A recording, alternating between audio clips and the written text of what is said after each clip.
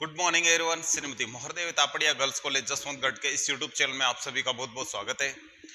आपने last video में देखा था कि एकाधिकार के अंतर्गत किस तरीके से आगम वक्र की स्थिति होती है, लागत वक्र की स्थिति होती है और एकाधिकार के बारे में बेसिक इंफॉर्मेशन है वो आपने इसके बारे में जाना था। अब हम बात करेंगे कि एकाधिकार के अंतर्गत जो फर्में हैं अपना उत्पादन किस तरीके से निर्धारित करती है, किस तरीके से कीमत है जो निर्धारित करती है। तो उत्पादन और जो कीमत है किस तरीके से निर्धारित करती है कोई फर्म, इसके बारे में आज हमारा जो टॉपिक है जो हम इस पर डिस्कस करने वाले हैं। तो उत्पादन और कीमत निर्धारण को हम साम्य निर्धारण भी बोलते हैं।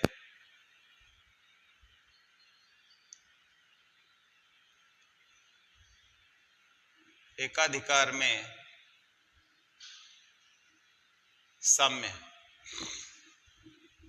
साम्य या कीमत या उत्पादन मात्रा का निर्धारण किस तरीके से होता है। तो इस संदर्भ में हम बात करें तो इसकी दो विधियां हैं,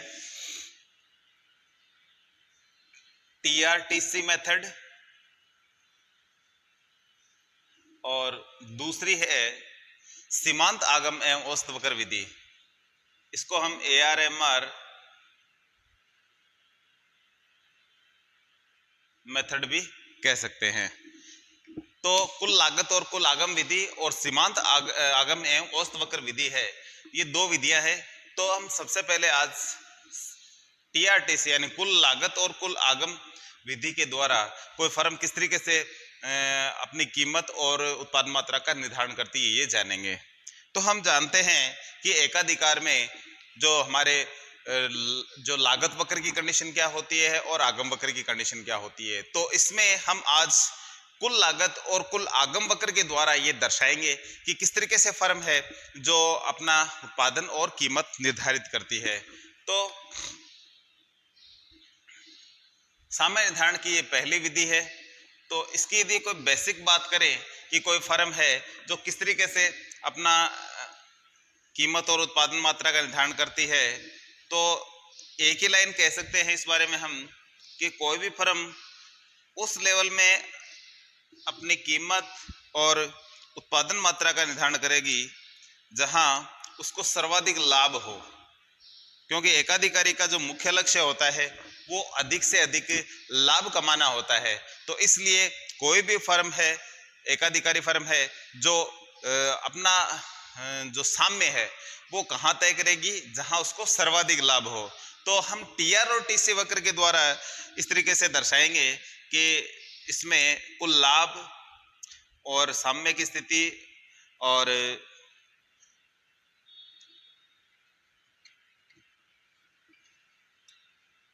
साम्य की स्थिति और जो बीईपी की स्थिति भी इसमें आ जाएगी। तो इस तरीके से हम एक सबसे पहले एक डायग्राम ड्रॉ कर लेते हैं जिसमें एक साइड में लिखेंगे उत्पादन मात्रा, इधर लिखेंगे आगम और लागत। तो इस तरीके से सबसे पहले हमने एक डायग्राम बनाना है, OX OY खींचना है। इसमें सबसे पहले हम खींचते हैं टीआर वक्र, जिसकी कंडीशन ऐसे होती है कुछ बढ़ करके गिरने की।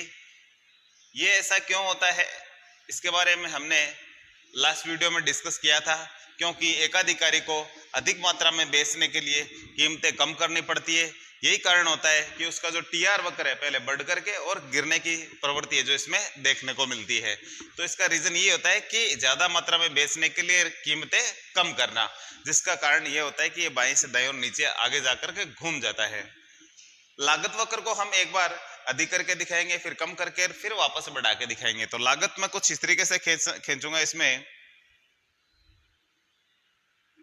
ये टीसी है, इसको हमने एक बार बढ़ा के दिखाया है, टीआर से एक बार घटा के दिखाया, फिर इसको बढ़ा के दिखाया है। तो इसमें आप समझ पाओगे कि साम्य कहाँ होता है।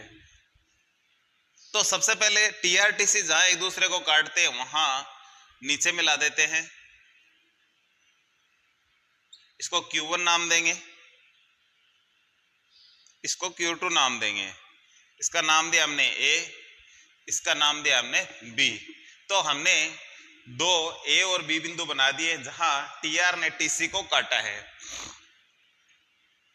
टीआर आप जानते हो कि किसी भी चीज को बेचने से जो हमें अर्निंग प्राप्त होती है उसको हम क्या कहते हैं, टीआर। जैसे कि कोई 10 रुपए वाली चीज, जैसे 10 रुपए वाली टॉफी है, कोई व्यक्ति 5 बेचता है तो 5 10 रुपए वाली टॉफी है तो कितने में बेचेगा टोटल, वो 50 रुपए में देगा 5 है जो, तो जो 50 रुपए है वो क्या है, टीआर है।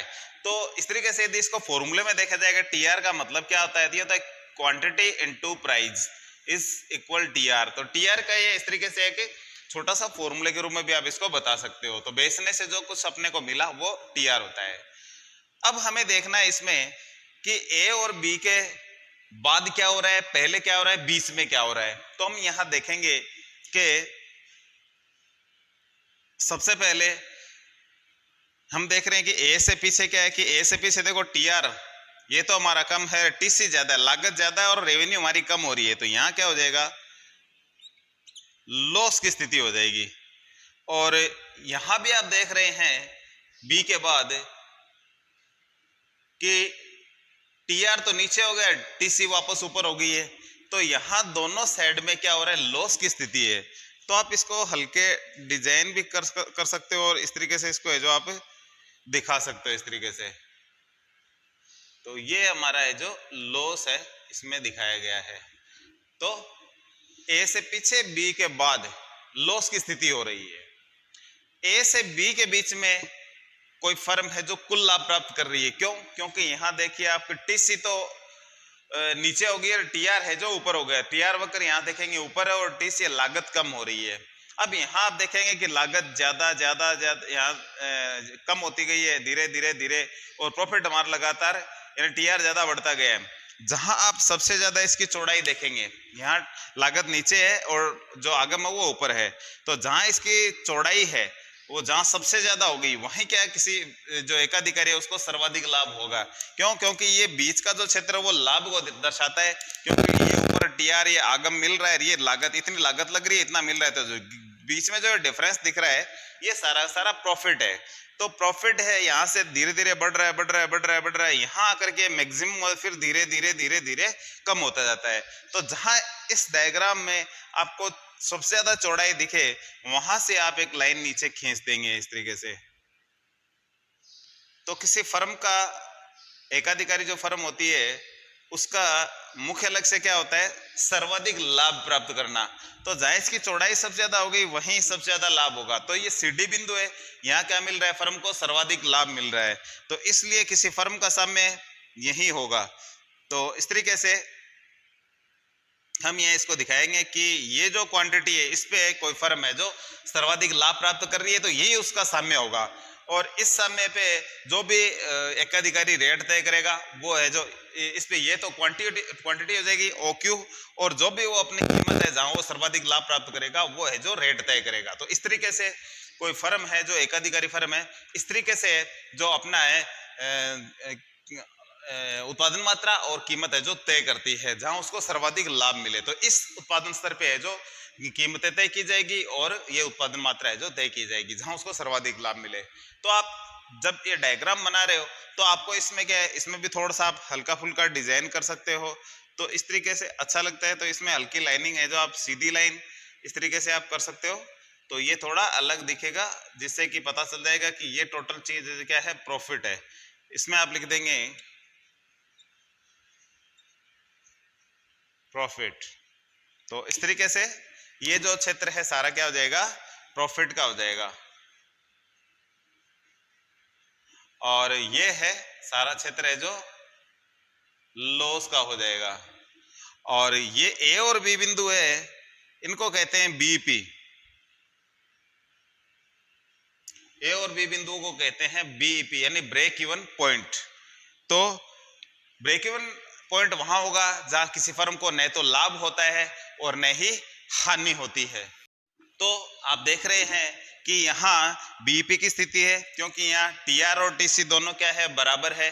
तो हम यहाँ लिखेंगे बीईपी क्यों है यहाँ, क्योंकि टीआर और टीसी दोनों क्या है, बराबर है। तो यहाँ हम लिखेंगे इस क्षेत्र में टीआर इक्वल टीसी, और यहां भी बी बिंदु पर भी